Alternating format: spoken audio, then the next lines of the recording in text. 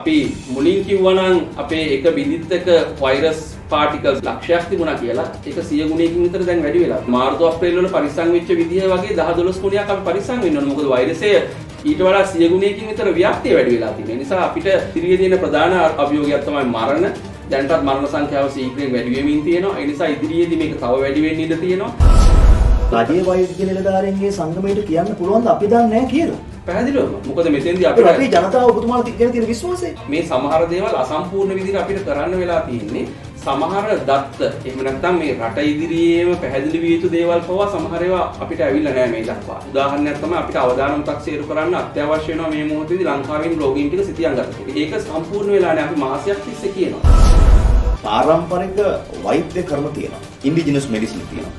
ඇයි එවැනි ක්‍රම වෛද්‍ය තියාගෙන පාවිච්චි කරන්න තාමත් අවසරයක් නැහැ? බටහිර වෛද්‍යවරයෙක් විදිහට මට ඒ ඖෂධ නිර්දේශ කරන්න මට දැනුම නැහැ. නමුත් ඒ වෛද්‍යවරුන්ට තියෙන ඒ දැනුම අපි පාවිච්චි කළ යුතුයි කියලා අපි විශ්වාස කරනවා.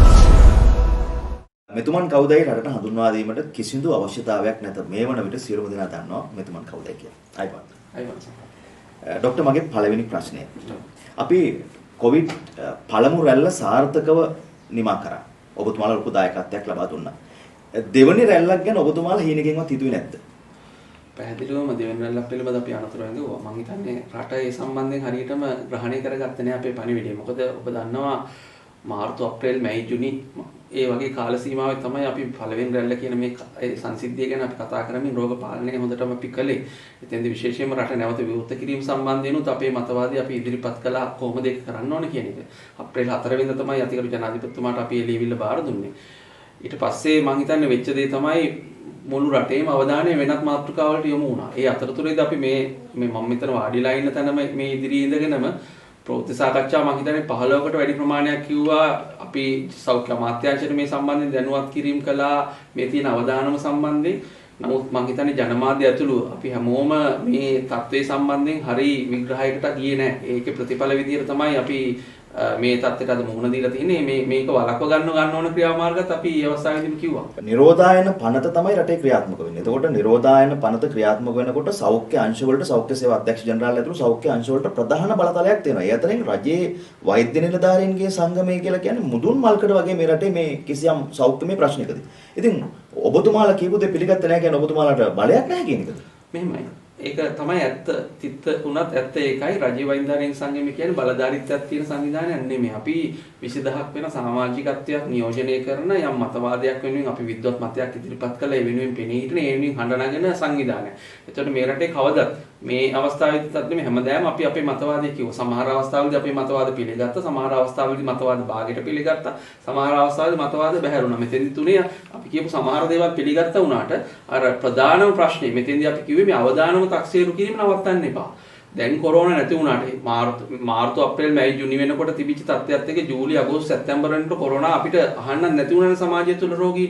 නමුත් අපි කිව්වේ ඒ හරහා මේක ගෝලීය වසංගතයක් මහජන සෞඛ්‍ය උග්‍ර ගැටලුවක්. ඒතකොට ඒ කියන සංකල්ප දෙක ඔස්සේ ගියාම කොයි වෙලේද ඊළඟ පුකුර මතුවෙන්නේ කියන ප්‍රශ්නේ තිබුණා. ඒ නිසා අපි කිව්වේ ලංකාව පුරාම random sample surveys community surveys එහෙම නැත්නම් සමාජ නීති අරගෙන කියන්නේ ලංකාවේ එහා වේදුරු තුඩු ඉඳන් දෙවුන්දුරු තුඩු දක්වා සියලුම ප්‍රදේශ ආවරණය වන පරිදි යම් විද්‍යාත්මක ක්‍රමවේදයක් ඔස්සේ සමාජ නීති අරගෙන මේ පරීක්ෂාව කිරීම තුලින් විතරයි මේ සමාජය තුලින් මේ මතුවෙන්න පුළුවන් අවදානම අපිට බැහැර කරන්න පුළුවන්. අන්න ඒ එතෙන්දි තමයි රටක් විදිහට අපිට වැරදුනේ. ડોක්ටර්ස්ලා කියන දේ අහන්නෙත් නැත්තම් රටටත් වැරදුනා නම් මිනිස්සු දුක් විඳිනවා නම් කවුද කියන දේ අහුවේ නැත්තේ? ඇත්තටම රජයේ වෛද්‍යාරීන් සංගමේ සමාජික තමයි ඉදිරිපෙළ වෘත්තිකයෝ විදිහට මේ ජීවිතයේ සමහර වෙලාවට පරදුරට තියෙන සමහර ආරක්ෂක අංශ ඇතුළු මම කියන්නේ. ඒ නිසා අපි හැමෝටම මේ අවධානයෙන් බැහැර වෙන්න බෑ. අපි හැමෝටම මේකේ වගකීමක් තියෙනවා. අපි හැමෝටම අවධානමක් තියෙනවා. ඔබ අහ ප්‍රශ්නට ගියොත් එහෙම ඒක තමයි ස්වභාවය. මම හිතන්නේ මේ අපේ රටේ වගේම ලෝකේ ගොඩක් රටවල් වලත් අපේ ප්‍රයොරිටි වෙනස් වෙනවානේ. අපේ ප්‍රමුඛතාව වෙනස් වෙනවානේ.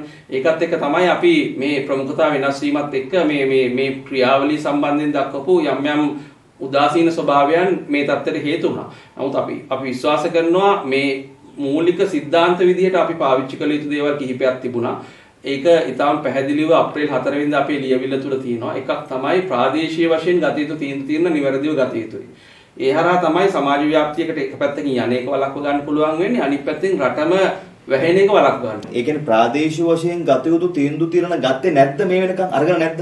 ගත්ත ප්‍රමාද වෙලා ගත්තේ. ඒක තමයි මෙතන තියෙන ප්‍රධානම ප්‍රශ්නේ. දැන් උදාහරණ විදිහට ගත්තාම අපේ ගම්පහ සිද්ධිය ගන්නකො මිනුවන්ගොඩ ඒ පොකුර සම්බන්ධයෙන් ගත්තාම ඒ අවදානම අපි තක්සේරු කිරීමේදී අපි යම් ප්‍රමාදයක් සිද්ධ වුණා. ඒකට ප්‍රධාන හේතුවක් වුණා නැවත ආයන්නේ PCR වලට. ඒ PCR පරීක්ෂණ වල මොකද මේක වසංගත රෝගයක් නේ. වසංගත රෝගයක් පාලනය කිරීමේදී මූලික સિદ્ધාන්තය තමයි early detection. එහෙම නැත්නම් මුල් අවස්ථාවේදී රෝගය හඳුනා ගැනීම. දැන් හිතලා බලන්නකෝ සම්පත් දැන් අපි මේ අපිට ඇතිවෙච්ච ප්‍රධාන පොකුරු 4ක් ගැන අපි කතා කරනවානේ. නාවික හමුදා කඳවුරේ පොකුර. ඊගාවට කන්ද කාඩුවේ පොකුර. ඊගාවට මේ මිනුවන්ගොඩ අලුතෙන් ඇතිවෙච්ච පොකුර. පෑලියගොඩ මාළු වෙළඳපොලේ පොකුර. මේ පොකුරු 4දෙම අපි පළවෙනි රෝගියා හඳුනා ගන්නකොට සැලකිය යුතු ව්‍යාප්තියක් වෙලා ඉවරයිනේ. ඒ කියන්නේ අපි early detection fail නේ. ඒකට ප්‍රධාන හේතුව තමයි early detection එහෙම නැත්නම් මුල් වටේ මුල් අවස්ථාවේ රෝගී හඳුනා ගැනීම fail වෙන්න ප්‍රධාන හේතුව තමයි අපිට හරි අර screening එහෙම නැත්නම් community screening එකක් කරන්න අවශ්‍ය පහසුකම් තිබුණේ නැහැ. ඒක කොච්චර වැඩි දියුණු කරන්න කිව්වත් සෞඛ්‍ය අමාත්‍ය සමහර අයගේ ක්‍රියාකාරීත්වයත් එක්ක ඒක සිද්ධ වුනේ නැති තත්ත්වයකට තමයි අපිට අද දවසේ අපි මුහුණ දෙන්න තත්ත්වයක් තියලා තියෙනවා. නමුත් දැන් අපි ඒක වෙලා ඉවරයි. අනාගතයේ සුබදායි කරගන්න විදිය ගැන අපි විශේෂයෙන්ම කතා කළ යුතුයි. ඒ කියන්නේ වෛද්‍ය හරිත වෛද්‍යතුමන් කියන්නේ වැඩේ වැරදිලා කියලා. වැඩේ වැරදුනේ එක තැනකදී.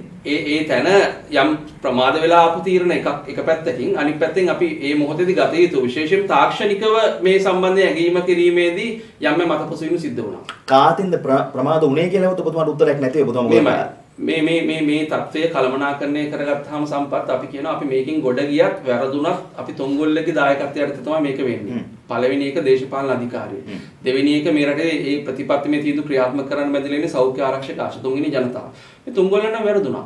එතකොට අපි මේ වෙලාවේදී දැන් අපිට දැන් තියෙන මේ තුන්ගොල්ලගේම දායකත්වයත් එක්ක මේක ගොඩ දාගන්න. එතකොට ඒකට අනිවාර්යෙන් තුන්ගොල්ලම ඕන. දේශපාලන අධිකාරිය විතරක් තිබිලා හරියන්නේ නැහැ. සෞඛ්‍ය ආරක්ෂක විතරක් තිබිලා ජනතාවේ තුන්ගොල්ලම එකතු වෙලා තමයි මේ සරණ දිනන්නේ. ඒක පැහැදිලිවම වැඩේ වැරදිලා තියෙන බව ඉතා පැහැදිලි රටේ. ඉතාම පැහැදිලිව සියලු දෙනා මේක දන්න කාරණයක්. ડોක්ටර් එතකොට ඇත්තම කියන්න වර්තමානයේ තත්ත්වය කොහොමද? ඔව්. වර්තමානයේ තත්ත්වය ගත්තාම ඔබ හොඳටම දන්නවා ජනමාධ්‍ය පරිශීලන කෙනෙක්වත්. මම අහන්නේ ජනමාධ්‍යයේ තියෙන COVID-19 නෙවෙයි රටේ යථාර්ථය. මෙහෙමයි. මේ සම්බන්ධයෙන් ඔබ අදහස් කරන දේෙන් මම මෙහෙම ගියොත් එහෙම ඒ කියන්නේ ඇතුළාන්ත තොරතුරු. ඒ කියන්නේ මේ රෝගීන් අතර තියෙන සම්බන්ධතාවය මොකක්ද? මේ පොකුරු කොහෙන්ද නිර්මාණය වුනේ? ඇත්තටම COVID-19 වැළඳලා කී දෙනෙක් ඉන්නවද? ඔව් මෙහෙමයි. COVID-19 වැළඳලා ඒ ජනමාධ්‍ය හරහා එන තොරතුරු අසත්‍යයි කියලා කියන්නේ අපිට දත්ත නැහැ. මේ වසංගත රෝග විද්‍යාංශය ඇතුළු මේ අය මේ දක්වා කියලා තියෙන තොරතුරු මරණ සංඛ්‍යාව පිළිබඳ කියලා තියෙන තොරතුරු ඒවා තහවුරු කරපු තොරතුරු තමයි මේ මත තමයි වගකීම් සංවිධානයක් විදිහට අපිටත් යන්න වෙලා තියෙන්නේ. නමුත් ඔබ අහන ප්‍රශ්නෙට මම මෙහෙම කිව්වොත් එහෙම වඩා සමාජයේ කියන්නේ අපි මිනිස්සුන්ට සාධාරණයක් කරනවා. මොකද අපිටත් තාම අපහැදිලි තැන් කිහිපයක් තියෙනවා. ඒක තමයි දැන් ඒකට පෑලියගොඩ මිනුවන්ගොඩ පොකුර කොහෙන්ද නිර්මාණය වුනේ කියන එක අපි තාම දන්නේ නැහැ. මේ පිළිබඳ විවිධ මතවාද තියෙනවා. ඊළඟට පෑලියගොඩ සහ මිනුවන්ගොඩ පොකුරු දෙකක්ද එහෙම නැත්නම් මේ දෙක අතර යම් සම්බන්ධයක් තියෙනවද? ඒක අපි තාම දන්නේ නැහැ. ඒක වසංගත රෝග විද්‍යාංශය කියනවා සම්බන්ධයක් තියෙනවා කියලා. නමුත් ඒක කොහොමද උනේ කියලා පැහැදිලි කිරීමක් නැහැ. ඒතකොට මේ සැක සංකා එක්ක ඉස්සරහට ගමන් කිරීම ඇත්තටම අපි මේ ක්‍රියාන්විතියට කරන නෙගටිව් පැත්තක්. එහෙම නැත්නම් ඍණාත්මක මේ ආකල්පයක් තමයි මෙතන තියෙන්නේ. ඒ නිසා අපි විශේෂයෙන් බලධාරීන්ට කියන්නේ මේ දීලා තියෙන තොරතුරු නිවැරදි. ඒක පිළිබඳව අපි අභියෝග කරන්නේ නැහැ. නමුත් ප්‍රශ්නේ තියෙන්නේ දත්ත සංඛ්‍යාත්මක දත්ත වලට වඩා එහා ගිහිල්ලා ජනතාවට හරි පැහැදිලි කිරීම කරන්න කොහොමද මේක සම්බන්ධතාවය ඒ වගේම ඒ අවදානම හරියට sannivedanaya වුණොත් විතරයි ජනතාව වගකීම් සහගතව හැසිරෙන්නේ අපි විශ්වාස කරන විදිහට. මොකද මම අද දවසේ එළියට බහිනකොට සම්පත් මගේ ප්‍රදේශයේ අවදානම මම හරියට දැනගෙන හිටියේ නැත්නම් මගේ වගකීම තරමක් අඩු වෙනවනේ. ඒ නිසා ඊටාම පැහැදිලිව අපි විශ්වාස කරනවා මේ අවදානම sannivedanaya කිරීම ඒ වගේම මේ අතුලාන්ත තොරතුරු සමහර අඩුම ගානේ පාර්ශ්ව කරුවන් අතර බෙදාගෙන ඉස්සරහට ගියොත් විතරයි අපිට රටක් විදිහට ගොඩ යන්න පුළුවන්. මිනුවන්ගොඩ පොකුර නිර්මාණය වීම සම්බන්ධයෙන් විවිධ ජනමාධ්‍ය ආයතනවල කතා බහ කරන විවිධ දෙනා දක්වන අදහස් විවිධයි.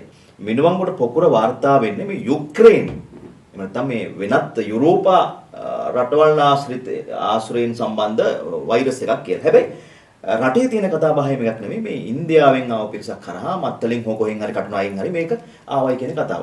එතකොට යුක්‍රේන හරි යුරෝපාකරයේ කෙනෙක්ගේ වෛරසය සංසන්දනය කරලා බලලා තියෙනවද මේක සමානයිද කියලා? එහෙම බලලත් නැහැ. මොකක්ද ડોක්ටර් මේ අපබ්‍රංශ කතාව එතකොට? මම හිතන්නේ අපිටත් ඔබ ඔය කියපු වචනේම තමයි පාවිච්චි කරන්න වෙන්නේ. මොකක්ද මේ අපබ්‍රංශ කතාව කියලා? මොකද ඔබතුමාලා දන්නෙත් නැද්ද මේක? පැහැදිලිවම මේ විශේෂයෙන්ම අපි ගත්තාම දැන් ඔය ඔය යුක්‍රේන් කතාව ජනගත කරන එක කණ්ඩායමක් ඉන්නවා. ඉන්දියන් කතාව ජනගත කරන තව කණ්ඩායමක් ඉන්නවා. ඒකට තව පිරිසක් මුල් අවස්ථාවේදී කිය හිටියනේ වෛරසය අපේ සමාජය තුළම සංසරණය වෙලා මේක විකෘති වීමකට ලක් වෙලා මේ එළියට ආවේ කියලා. මේ මතවාද තුනක්. එතකොට අපි දන්නේ මොන අරමුණු සහිතව මොන විදිහට මේ මතවාද එනවද කියලා. රජයේ වෛද්‍ය නිලධාරීන්ගේ සංගමයට කියන්න පුළුවන් ද අපි දන්නේ නැහැ කියලා. පැහැදිලිවම. මොකද මෙතෙන්දී අපිට රටේ ජනතාව ඔබතුමාලා ගැන තියෙන විශ්වාසය. මොකද සම්පත් මෙතෙන්දී පැහැදිලිවම කිව යුතු කාරණේ තමයි අපි ගැන විශ්වාස තියලා තියෙන අපි මේ தත්ත්වය කළමනාකරණය කරන්න ඕන ආකාරය පිළිබඳ රටට යම් පැහැදිලි කිරීමක් කරලා තියෙනවානේ. නමුත් මේ සමහර දේවල් අසම්පූර්ණ විදිහට අපිට කරන්න වෙලා තියෙන්නේ. සමහර දත්ත එහෙම නැත්නම් මේ රට ඉදිරියේම පැහැදිලි විය යුතු දේවල් පවා සමහර ඒවා අපිට ඇවිල්ලා නැහැ මේ දක්වා. දැන් ඒක හොඳ උදාහරණයක් තමයි අපිට අවදානම් තක්සේරු කරන්න අත්‍යවශ්‍ය වෙනවා මේ මොහොතේදී ලංකාවෙන් රෝගීන් ටික සිතියම්ගත කිරීම. ඒක සම්පූර්ණ වෙලා නැහැ. අපි මාසයක් තිස්සේ කියනවා. ඒ නිසා තමයි ඊයේ දවස් තුල අපිට යම් අනතුරු වංගවීමක් කරන්න සිද්ධ වුණේ. මේ සතිය වෙනකොටත් මේ වැඩේ කරගන්න බැරි නම් දැන් අපි මේ කතා බහ කිරීමත් එක්කම දැන් අද දවල් 11ට සෞඛ්‍ය අධ්‍යක්ෂක ජනරාල්තුමා මේ සම්බන්ධ විශේෂ සාකච්ඡාවක් ඇඳවලා තිනවා. අපි එතෙන්දී ප්‍රශ්න විසඳ ගන්න පුළුවන් වෙයි කියලා අපි විශ්වාස කරනවා. නමුත් අවදානම sannivedanaya කරගන්න අපිට ප්‍රධානම අවශ්‍යතාවය තමයි රටේ හරි විදිහට ග්‍රාම නිලධාරී වසම් විදිහට රෝගීන් කොහොමද ඉන්නේ? ඒ ප්‍රදේශ සම්බන්ධයෙන් අපි තීරණ ගන්න ඕන කොහොමද? මේ එකක්වත් මේ දක්වා අපිට හරි පැහැදිලි තත්ත්වයක් නැහැ. ඒ නිසා තමයි ජනතාව මොන විදියට බලාපොරොත්තු තියාගෙන හිටියත් අපිට සමහර දේවල් අසම්පූර්ණ විදියට රටට දෙන්න සිද්ධ වෙලා තියෙන්නේ මේ තොරතුරු ගලා ඒමේදී යම් ගැටලුවක් වෙලා තියෙන හින්දා. ඒ නිසා දත්ත කළමනාකරණය කර ගැනීම අවදානම තක්සේරු කිරීම මේ මොහොතේ අත්‍යවශ්‍ය කාරණයක් වෙලා තියෙනවා. ඒකෙදි අපිට තියෙන දත්ත මත පදනම් වෙලා අපි උපරිම දායකත්වය දෙනවා. නමුත් බලධාරීන් වගකීම තමයි අර අසම්පූර්ණ දත්ත හිඩස් ටික පුරවගෙන ඉස්සරහට ගමන් කරන්නේ. දැන් ඔබතුමා ඔය කියන කතාවෙන් රටේ මහජනතාවටත් මටත් ඒතු ගැනෙන කාරණේ තමයි මේ කොවිඩ් මර්ධන ව්‍යාපාරයේ කොවිඩ් මර්ධනය කිරීමේ ක්‍රමවේදයේ වැඩපිළිවෙල කිසියම් විධිමත් භාවයක් නැහැ කියන එක. සම්බන්ධීකරණයේ ගැටලුවක් තියෙනවා. ඒක අපි පිළිගන්න එපා. තිබුණා ඒ තත්ත්වය යම් මට්ටමකට දැන් ඉවර වෙලා තියෙනවා. දේශපාලන ප්‍රකාශ නෙවෙයිනේ. දේශපාලන ප්‍රකාශ කරන අපි දේශපාලන සංවිධාන නෙවෙයි රජ්‍ය වෛද්‍යාරින් සංගමය කියන්නේ අපි 20000ක සමාජිකත්වයක් ඉන්නේ. අපි හැමතිස්සෙම අපේ සමාජිකත්වයේ මතයත් එක්ක විද්වත් මතයක් තමයි ප්‍රකාශ කළේ. ඒ හින්දා තමයි හැමතිස්සෙම මේ අපි ඉස්සරහට යනකොට මොන රජය ආවත් අපිට ලේබල් එක ගැහෙන්නේ විපක්ෂය කියලා. ඒතකොට ඒ தත්ත්වය ඇති වෙන්න හේතුව තමයි අපි මේ රජය මොකක්ද ඇමතිතුමා කවුද කියන එක සලකන්නේ නැතුව ජනතාවගේ පැත්තේ ඉඳලා අපේ සමාජිකත්වයේ පැත්තේ ඉඳලා අදහස් ඉදිරිපත් කිරීම. ඒ නිසා මේ කියන හැම වචනයකම වගකීම රජය වෛද්‍යාරින් සංගමයේ විදිහට ගන්නවා. එතෙන්දී ඔබ අහපු විදිහට මේ ප්‍රශ්නයක් තිබුණා පැහැදිලිවම. ඒ නිසා තමයි රජ්‍ය වෛද්‍යාරින් සංගමයේ විදිහට අපිට මීට සති දෙකකට වගේ ඉස්සෙල්ලා ඇමතිතුමියට විශේෂයෙන් කතා කරලා අපි තීරණය කළා එතෙන්දී මේ තිබෙන තත්ත්වය තරම් සතුටුදායක නැහැ. ඒ කියන්නේ සම්බන්ධීකරණේ ලොකු ගැටලුවක් තිබුණා. සමහර දත්ත තිබුණේ වසංගත රෝග විද්‍යාංශයේ විතරයි. සමහර දත්ත සෞඛ්‍ය අමාත්‍යාංශයේ ප්‍රාථමික සෞඛ්‍ය අධ්‍යක්ෂකවරයා ගාව තමයි තිබුණේ. මහජන සෞඛ්‍ය නියෝජ්‍ය අධ්‍යක්ෂක ජෙනරාල් ගාව තවතොරතුරු ටිකක් තිබුණා. හමුදාව සතු තවතොරතුරු ටිකක් තිබුණා. ඒතකොට මේ එක තැනකට ආවේ නෑ මේ ටික. ඒ නිසා මේ තාක්ෂණික තීන්දුව తీරන ගන්න මේ තාක්ෂණික තොරතුරු ටික එක තැනකට එන්න ඕනේ. ඒ නිසා තමයි අපි මෙහෙයුම් මැදිරිය ආරම්භ කරන්න කියලා කිව්වේ. ඒ අනුව දැන් මෙහෙයුම් මැදිරිය ක්‍රියාත්මක වෙනවා. නමුත් මෙහෙයුම් මැදිරියට පවා අර ඇතුළාන්ත තොරතුරු සමහර ඒවා තාම ගලා යෑමේ ප්‍රශ්නයක් තියෙනවා. ඒ හින්දා තමයි අපි නිතිපත අලුතෙන් සෞඛ්‍ය සේවා අධ්‍යක්ෂක ජෙනරාල් තුමෙක් දැන් පත් වෙලා ඉන්නවා. එතුමා මං හිතන්නේ ලොකු මහන්සියක් පෙරේදත් අපි මේ එතුමාත් සමග කතා කළා. ලොකු මහන්සියක් ගන්නවා මේ ටික ගොනු කරලා සම්බන්ධීකරණය හොඳ තැනකට ගෙනියන්න. ඒ නිසා විශ්වාස කරනවා තියෙන අඩුපාඩු දැන් අඳුනගනිමින් තියෙනවා. ඒ අඩුපාඩු එතකොට ඉදිරි සතිය වගේ කාලය ඇතුළත අපිට නිවැරදි කරගන්න පුළුවන් වෙයි කියලා. ඇත්තටම ડોක්ටර් මේක සමාජයේ වෙච්ච සිදුවීමක්. සැක සංකා තියෙන අයගේ PCR එක චෙක් කරන්න ලබා ගන්නවා අවශ්‍ය මේ දත්තයන් ලබා ගත්තාට පසුව ඒ පිරිස වාහනයක දාගෙන කොහේ හරි නිරෝධායන මධ්‍යස්ථානයකට අරන් යනවා. අරන් යනකොට ඒ වාහනේ ඉන්නවා පොසිටිව් වෙච්ච රෝගීන් විශාල සංඛ්‍යාවක් ඉන්නවා. හැබැයි මේ පුද්ගලයාගේ මේ ගත්ත PCR එකේ රිසල්ට් එක එනකොට මෙයා නෙගටිව්. ඒ වුණාට අර පොසිටිව් සෙට් එකත් එක්ක ගිහිල්ලා දවස් 3කට හෝ 4කට පස්සේ මෙයා පොසිටිව් වෙනවා. ඇයි මෙවැනි අවදානම් තත්ත්වයන් ඇයි විසඳා ගන්න බැරි රටට? මම හිතන්නේ ওই තත්ත්වය යම් මට්ටමකට සිද්ධ වුණා. විශේෂයෙන්ම අර අපි දැක්ක කඳානේ ලෙකෝ ආයතනයේ ඇතිවෙච්ච සිද්ධියේදී ওই වගේ සිදුවීම් කිහිපයක් වාර්තා වුණා. ඒ අනුව තමයි අපි මේ නිරෝධායන පිළිවෙත සමාලෝචනය කළ යුතුයි කියලා මීට සති දෙකකට වගේ ඉස්සෙල්ලා අපි පැහැදිලිවම ජනාධිපතිතුමාට සහ කාර්යසාධක බලකාට යෝජනා කළේ. ඒ අනුව මේ වෙනකොට නිරෝධායන පිළිවෙත වෙනස් වෙලා තියෙනවා. අපි ප්‍රමුඛතාව දෙනවා ඒ ඉන්න තැනම නිරෝධායනය කරන්න. ඒතකොට තැනකට අරයි යන්න අවශ්‍ය නැහැ. ඒ ඉන්න තැනම තමයි නිරෝධායනය වෙන්නේ. මොකද අපි දන්නවා ලෝකේ මේ වෙනකොට මේ COVID-19 මුළු ලෝකෙම පැතිරිලානේ තියෙන්නේ. ඒතකොට අපි දන්නවා මේ දියුණුවයි කියන රටවල් වල පවා පද්ධති කඩන් වැටලා තියෙන්නේ. දැන් මේ විදිහට අපේ රටේ වගේ නිරෝධායනයේ රජයේ මැදිහත් වෙලා කරන රෝගීන් ටික සේරම අපි පොසිටිව් වෙච්ච ගමන් ස්පිරිතාලයකට අරන් යන එහෙම රටවල් ලෝකෙ ඉතාලම අතලොස්සයි තියෙන්නේ. ඇමරිකා එක්සත් ජනපදයේ ඉතාලිය එංගලන්තය වගේ රටවල්වත් කියන්නේ පොසිටිව් නම් ගෙදර ඉන්න හුස්ම ගන්න අමාරු වුණාම ස්පිරිතාලයට දානවා. අපේ දැන් ඒ රටවල් ඒ රටේ වැඩිහිටි ජනගහනය මැරිලා ගිහිල්ලා ඒ රටේ ආර්ථික දියුණුව සඳහා මේ වැඩිහිටි ජනගහනයෙන් එන බලපෑම එහෙම නැත්නම් ඒ අය නෙගටිව් ෆැක්ට් එකක් විදිහට මේගොල්ලෝ සලකන්නේ. මේගොල්ලෝ දැන් මේ ආර්ථික ක්‍රියාවලට සම්බන්ධ නොවන පිළිස්. ඒ හර්ඩ් ඉමුනිටි එක එහෙම නැත්නම් ප්‍රජාව අතර සමූහ ප්‍රතිශක්තිය ඇති කළා ඒ අයින් කොටසක් මැරිලා ගියත් කමක් නැහැ කියන ආකල්පේ නේ අය වැඩ කරන්නේ. නමුත් අපිට PCR එකක් පොසිටිව් වෙච්ච හැම කෙනාටම අපි උපරිම සත්කාරය දෙන්න ඕන කියලා හිතන රටක්. නමුත් අඩුපාඩු සිද්ධ වෙනවා මේ ක්‍රියාවලියදී. අපි දැක්ක PCR පොසිටිව් වුණාට පස්සේ ස්පිරිතාලේ යන්න දවස් 3-4 පරක් වෙච්ච අවස්ථා.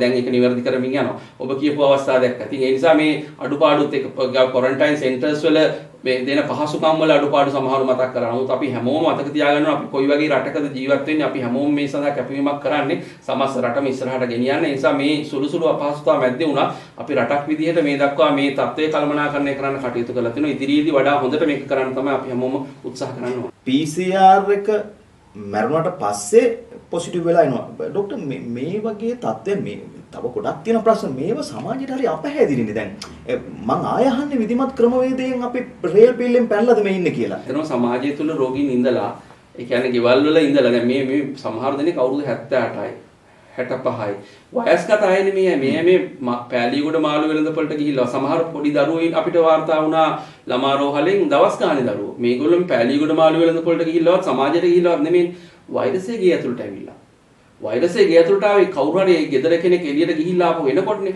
එතකොට අපි පැහැදිලිවම තේරුම් ගත යුතු කාරණේ තමයි මේක යම් සංකීර්ණ තැනක තියෙන්නේ. ඔබ කියපු පරිදි අර මරණ පරීක්ෂණයේදී නම් අපිට අහුවෙන්නේ මෙයාට කොවිඩ් තියෙනවා කියලා. ඒ කියන්නේ අපේ මේ පද්ධතිය මීට වඩා අපි ශක්තිමත් කරන්න ඕන කියන එකට තවර කතාවක්. ඒක ඊටාම පැහැදිලිනේ. එතකොට ඒකෙදි තමයි අපි කියන්නේ විශේෂයෙන්ම දැන් PCR අපි උපරිමයට දැන් ඇවිල්ලා තිනවා අපි තිබුණාට වඩා හොඳ තැනකට ඇවිල්ලා තියෙනවා. නමුත් මේක තව හඳුනා ගන්න. දැන් මොකද ඔබ දන්නවා සමහර පෞද්ගලික රසායනාගාර වලට මේක දීලා තියෙනවා. ඒගොල්ලෝ මැෂින් දෙකක් තියාගෙන දවසකට 2000ක් වගේ PCR කරනවා. එතකොට අපේ රජයට පාලනය යටතේ තියෙන විශ්වවිද්‍යාල ඇතුළු රසායනාගාර 20කට වැඩි ගණනක් තියෙනවා. අපි තාම 10යි කරන්නේ. එතකොට ඒක තව වැඩි කරගන්න පුළුවන්. ඒ සඳහා ඒ ඉන්න කාර්ය මණ්ඩලයට දිරිගැන්වීම් කළා, ඒ මැෂින් වල අප්ඩේට් මොනවා හරි තියෙනවා නම් ඒ කන්වර්ෂන්ස් කළා, තාක්ෂණය හඳුන්වලා දීලා. ඇයි අපිට බැරි තව මීට වඩා වැඩි තැනකට යන්න? ඒක අනිවාර්යෙන් හඳුන්වලා දෙන්න ඕනේ. ඒ වගේම තමයි ඔලෝකේ හැම රටකම මේ තත්ත්වය තියෙනවා. ඒ කියන්නේ අපේ රටේ විතරක් නෙමෙයි. ඇමරිකාවේ කොච්චර PCR කළා ලක්ෂ ගාණක් දවසකට කරනවා. ඒත් තව මදි. ඒතකොට එංගලන්තෙත් එහෙමයි. PCR මිලියන ගාණක් දවසට කරනවා. නමුත් ඒත් තව මදි. ඒ එන ඉල්ලුමට මදි. ඒ නිසා තමයි අපි කියන්නේ විකල්ප අඳුර ගන්න. ඒතකොට එක විකල්පයක් තමයි ලෝක සෞඛ්‍ය සංවිධානය නිර්දේශ කළ තියෙන රැපිඩ් ඇන්ටිජන් ටෙස්ට් එක. එතන ශනික ප්‍රතිදේහ ජනක පරීක්ෂා. ඒතකොට ඒක දැන් මේ වෙනකොට අත්හදා බලමින් ඉන්නවා අපේ රටේ. මම හිතන්නේ ඒක හඳුන්වා දීමත් එක්ක කමියුනිටි ස්ක්‍රීනින් වලට ඒ කියන්නේ ප්‍රජාව අතර රෝගයේ ව්‍යාප්ත වීම සම්බන්ධයෙන් හඳුනා ගැනීමක් කරන්න, නිසි ඇගීමක් කරන්න රැපිඩ් ඇන්ටිජන් ටෙස්ට් එක අපිට පාවිච්චි කරන්න පුළුවන් වුණොත් ඔබ කියන ওই තත්ත්වයන් ගොඩක් නිවැරදි කරගන්න අපිට පුළුවන්. ජනවාරි පෙබරවාරි මාර්තු වල කරපු PCR පරීක්ෂණ වලට වඩා මේ දෙවන අධීරය කරන PCR පරීක්ෂණ සාර්ථකයි කියලා ඔබතුමාලා හිතනවද? ගුණාත්මක භාවයේ යම් වැඩි දියුණුවීමක් වෙලා තියෙනවා. මුල් අවස්ථාවේ ඇත්තටම PCR පහසුකම් අපිට තිබුණෙත් නැහැනේ. PCR කියන්නේ කලින් ඉඳන් තිබිච්ච ටෙක්නික් එකක්. එහෙම නැත්නම් රසායනාගාර ක්‍රමවේදයක්. නමුත් මේ COVID-19 සඳහා PCR පරීක්ෂණය රට තුල ස්ථාපිත කරපු මේ අපේ කලාපේ පළවෙනි රටක් තමයි අපි. ඇයි ප්‍රතිඵල එන්න ගොඩ ගැහෙන්නේ එක ළඟ? ඒක ඊළඟ ප්‍රශ්නය. අතන PCR වල ප්‍රශ්න තුනක් දකිනවා. පළවෙනි එක තමයි ධාරිතාවේ ප්‍රශ්නය. ඒක දැන් අපි ක්‍රමයෙන් විසඳගනිමින් යනවා. 1000 2000 3000 වෙච්ච එක දැන් 12000ක් විතර දවසට කරනවා. නමුත් අපි විශ්වාස කරනවා මේ තත්ත්වය කළමනාකරණය තව වැඩි කරගන්න ඕන එක. ඒක තමයි අපි මුලින් කිව්වේ. දෙවෙනි එක තමයි ඔබ අදහස් කරන පරක්කුව. තුන්වෙනි එක තමයි මේකේ ගුණාත්මක භාවය. ඒතකොට දෙවෙනි එක ඔබ අදහස් කරන්නේ මේ ප්‍රමාදය. ඒතකොට අපි විශේෂයෙන්ම අපි දැක්කා PCR ලොකු ප්‍රමාණ වලින් අපිට කමියුනිටි එකේ අපිට සාම්පල් ගන්න සිද්ධ වුණා මිනුවන්ගොඩ පෑලියගොඩ පොකුරුත් එක්ක. නමුත් අපේ ධාරිතාව රසායනාගාර ධාරිතාව තියෙන්නේ දවසකට 10000ක් 12000ක් වගේ ප්‍රමාණයක්. ඒතකොට ඔබ කියන පරිදි අපි ශේෂ්ත්‍රය තුල 15000ක් ගත්තොත් එහෙම අපිට කරන්න පුළුවන් 12000 නම් දවසකට 3000 ගන්න එකතු වෙනවා. එතකොට ඒ අතරතුරේදී සිද්ධ වෙච්ච දේ තමයි අපේ ප්‍රධානම රසායනාගාරයක් අක්‍රිය වුණා. මුල් ඒරියාවේ තිබිච්ච දවසකට 1000කට 1500කට වැඩි ගාණක් කරන්න තිබිච්ච එක අක්‍රිය වුණා. ඒතකොට ඒකේ තව අවාසනාවන්ත තමයි දේශීය තාක්ෂණික හදාගන්න අපිට බැරි වුණා. ඒතකොට දේශීය නියෝජිතයෙක් බන්ධන හිටියද නැද්ද කියලා ඒ කොහොම හරි චීනෙන් ගෙන්නන්න සිද්ධ වුණා. ඒකටත් යම් කාලයක් ගත වුණා. ඒතකොට දැන් ඒ සියල්ල ඉවර කළා දැන් මම හිතනවා අද දවසේ ඉඳන් මුල්ලේරියා PCR යන්ත්‍රය නැවත 1000ක් 1500ක් වගේ ප්‍රමාණයක් අපිට පුළුවන් වෙනවා කරගන්න. මොකද ප්‍රමාදය තුල අපි ඊටාම් පැහැදිලිව කියපු කාරණේ තමයි ප්‍රමාදය සඳහා අපි ගත්තාම පැය 24ක් ඇතුළත මේක ප්‍රතිඵල ලබා දෙන්න අපි සමත් වෙන්න ඕන. එහෙම වුණොත් තමයි මේ ප්‍රතිඵල මත පිහිටලා අපිට තීරණ ගන්න පුළුවන් වෙන්නේ. පැය 48ක් ඇතුළත නම් එන්නේ ඒක ලේට් රිසල්ට්ස්. එහෙම නැත්නම් ප්‍රමාද වී ප්‍රතිඵල විදිහට තමයි අපිට ගන්න වෙන්නේ. පැය 48කටත් එහා පැත්ත නම් ඒවා අවුට්ඩේටඩ්. එහෙම නැත්නම් ඒ ප්‍රතිඵල මත පිහිටලා ඒවා කල්ලිකුත් වෙච්ච ප්‍රතිඵල. ඒ ප්‍රතිඵල මත පිහිටලා අපිට රට වෙනුවෙන් හරි තීරණ ගන්න බෑ. ඒතර මේක තමයි අපේ සාර්ථකත්වය සඳහා අපි විශේෂයෙන්ම PCR වල ප්‍රමාදය වළක්ව ගන්න ඕනේ. අපි විශ්වාස කරනවා ඉදිරි දින කිහිපය තුළ මේ බැක්ලොග් එක ක්ලියර් කරලා උපරිමයකට අපිට යන්න පුළුවන්කම ලැබෙයි කියලා. අපේ ශරීරයෙන් පිටවන වේගයක් අපි හිතමු කිවිසුමක් කැස්ස මේ හරහා එළියට කොපමණ විස බීජ ප්‍රමාණයක් කෙනෙකුට මුදා හරින්න පුළුවන්ද සහ මීටරේ පරතරයට වැඩියෙන් තිබුණු වේලාවක සුළං ප්‍රවාහයක් තිබුණොත් මේක තව මීටර 2-3ක් ඈතට යන්න පුළුවන්ද යම් යම් පරීක්ෂණවලින් සුළං මගින් ව්‍යාප්තිය සම්බන්ධ යම් මතවාද ඉදිරිපත් වුණා තාමත් ලෝකයේ විදිහට අපිට මේක සුළං මගින් ව්‍යාප්ත වෙන රෝගයක් විදිහට තහවුරු වෙලා නැහැ. ලෙකුසක් සංවිධානය ඊටාම් පැහැදිලිව කියනවා මේක බිඳිති මගින්. ඒ කියන්නේ මේ බිඳිත්තක් ගමන් කළ හැකි දුර ප්‍රමාණයක් තියෙනවා. ඔබ කියන පරිදි අර ෆෑන් එකක් දාලා මං හිතන්නේ ලොකු අර සුළං ප්‍රවාහයක් කෘත්‍රිමව ඇති කළොත් ඇති වෙන තත්ත්වයට යම් ප්‍රමාණයක් තව ඉස්සරහට යන්න පුළුවන්. ඒ නමුත් ස්වභාවික සුළං ප්‍රවාහයක් එක්ක සාමාන්‍යයෙන් මීටරේ 2 තමයි උපරිම දුර යන්න පුළුවන් වෙන්නේ. ඒ නිසා තමයි විශේෂයෙන් කියන්නේ හැකි හැම විට මීටරේ තියාගන්න පුළුවන් නම් මීටර 2 තියාගන්න. එහෙම වුණොත් තමයි අපිට පුළුවන් වෙන්නේ. ඔබ කියපු පරිදි දැන් මේ වෛරසයේ යම් වෙනසකුත් දැන් සිද්ධ වෙලා තියෙනවනේ. මාර්තු අප්‍රේල් තිබිච්ච වෛරසයේ නෙමෙයිනේ දැන් තියෙන්නේ. ඒ හින්දානේ මෙච්චර ශීඝ්‍ර ව්‍යාප්තියක් ගිහිලා තියෙන්නේ. ඒ හින්දානේ අපි නිරීක්ෂණය කරන්නේ මේ බලන හැම සාම්පල් එකකින් වෛරල් ලෝඩ් එක එහෙම නැත්නම් වෛරස් සාන්ද්‍රණය ඉතාම අධිකයි කියලා. ඒතකොට මේ ජයවර්ධනපුර විශ්වවිද්‍යාලයෙන් කරපු පරීක්ෂණිනුත් ඒක විද්‍යාත්මකව සනාථ වෙලා තියෙනවා. ඒ නිසා මේ වෛරසයේ අපි මුලින් කිව්වනම් අපේ එක බිඳිත්තක වෛරස් පාටිකල්ස් එහෙම නැත්නම් වෛරස් කොටස් ලක්ෂයක් තිබුණා කියලා ඒක 100 ගුණයකින් විතර දැන් වැඩි වෙලා තියෙනවා. ඒ හින්දා තමයි මෙච්චර ව්‍යාප්තියක් තියෙන්නේ. ඒ නිසා අපි මේ මොහොතේදී ජනතාව විදිහට කොයි මට්ටමෙන්ද අපි පරිස්සම් වුනේ ඒ වගේ 10-12 ගුණයකින් මේ කාලෙදී අපි පරිස්සම් වෙන්න ඕන. මාර්තු අප්‍රේල් වල පරිස්සම් වෙච්ච විදිහ වගේ 10-12 ගුණයක් අපි පරිස්සම් වෙන්න ඕන. මොකද වෛරසය ඊට වඩා 100 ගුණයකින් විතර ව්‍යාප්තිය වැඩි වෙලා තියෙනවා. ඒ නිසා අපිට දේශපාලන අධිකාරියේ ජනතාව සෞඛ්‍ය ආරක්ෂකාංශ මේ තුන්වලම කැපවීම එදාට වඩා වැඩියෙන් තියෙන්න ඕන කියලා අපි විශ්වාස කරනවා. ඒ වගේම ජනතාවට විශේෂයෙන් කැපවීමක් තියෙනවා. ඊයේ මම හිතන්නේ ජනාධිපතිතුමා ඉතාම පැහැදිලිව කිව්වා රටක් විදිහට ඉස්සරහට අපි යනකොට අපි ලෝකෙම දැන් සම්මත වෙච්ච තත්ත්වය තමයි අපි මේ කොවිඩ් කියන එක health in isolation කරන්න එපා කියන එක. කියන සෞඛ්‍ය වෙනම අරගෙන කොවිඩ් පාලනය කරන්න යන්න එපා. මේකෙදි holistic view එකට එහෙම නැත්නම් combined approach එකට ඒකාබද්ධ ප්‍රවේශයකට යන්න කියලා. ඒක තමයි ලෝක සෞඛ්‍ය සංවිධානයත් කියන්නේ. ඒක තමයි එතුමාගේ ඊයේ කතාවේ තිබිච්ච හරය ජනාධිපතිතුමාගේ. ඒ නිසා මේ රට ඉස්සරහට ගෙනියන්න අපි හැමෝගෙම කැපවීම අවශ්‍ය වෙනවා. කර්මාන්ත ශාලා ටික ඉස්සරහට ගෙනියන්න ඕන. මේ රටේ මේ ආර්ථිකය ඉස්සරහට ගෙනියන්න ඕන. අත්‍යවශ්‍ය සේවාවන්ට ගෙනියන්න ඕන. සෞඛ්‍යත් ජනතාවගේ රැකගෙන. එතෙන්දී විශේෂ වගකීමක් වෙනවා අපි හැමෝටම ජනතාවට ඒකින් විශේෂ සෞඛ්‍ය ක්‍රමානුකූල පුරුදු අනුව හැසිරෙන්න තමන්ගේ සමාජ වගකීම මේ වෙලාවේ තේරුම් අරගෙන ඒකට අනුව හැසිරෙන්න. ඒ රටවල ඒ ජන කොටස් වලට අදාළ පාරම්පරික වෛද්‍ය ක්‍රම තියෙනවා. ඉන්ඩිජිනස් මෙඩිසින් තියෙනවා. ඇයි මේ වගේ රටක මෙතරම් එවැනි ක්‍රමවේද තියාගෙන පාවිච්චි කරන්න තාමත් අවසරයක් නැත්තේ? මම බටහිර වෛද්‍ය විද්‍යාව හැදාරු වෛද්‍යවරයෙක් ඉතින් නමුත් මම ජනමාධ්‍ය හරහා වගේ මේ දැක්ක මේ මාතෘකාව කතා කරනකොට විශේෂයෙන් ප්‍රතිශක්තිය මේ රෝගයේ ප්‍රතිශක්තියත් එක්ක බැඳලා තියෙන දෙයක් නේ සම්පත්.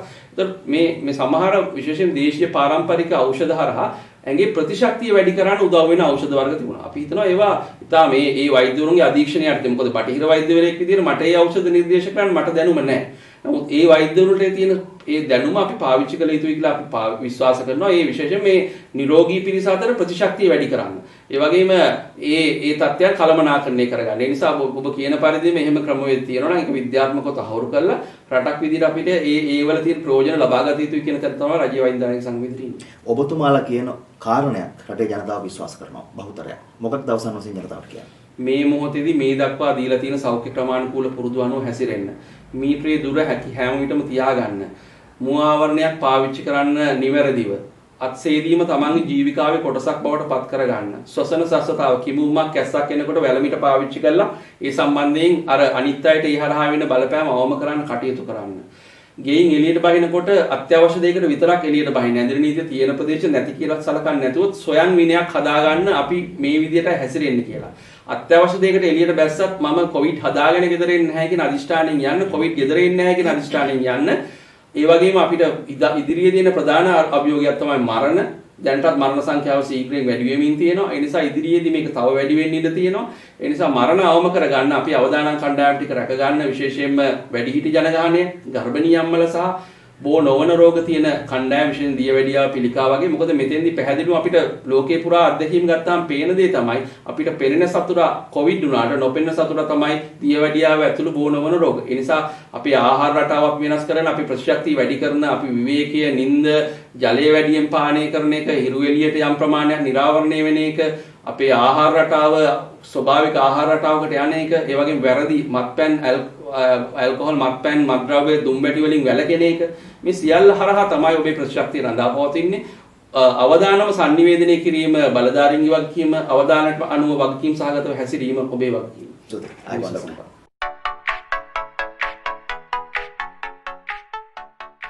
සිව්හෙළ TV නාලිකාව subscribe කරලා නැත්නම් ඔබ දැන්ම subscribe කරන්න. ඒ වගේම අර සීනුවත් ක්ලික් කරන්න. ඊට පස්සේ අපි දාන්න හැම වීඩියෝ එකක්ම දාපු ගමන්ම ඔබේ ජංගම දුරකථනයට ගෙන්ව ගන්න පුළුවන්.